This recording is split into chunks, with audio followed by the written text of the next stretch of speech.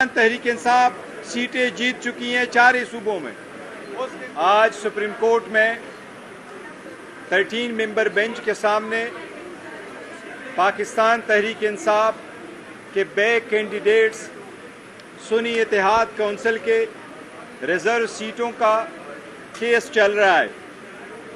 آج بھی supreme court نے الیکشن کمیشن کے وکیل کو سنا ہے، اٹارنی جنرل اپنے آرگومنٹس دے رہا ہے،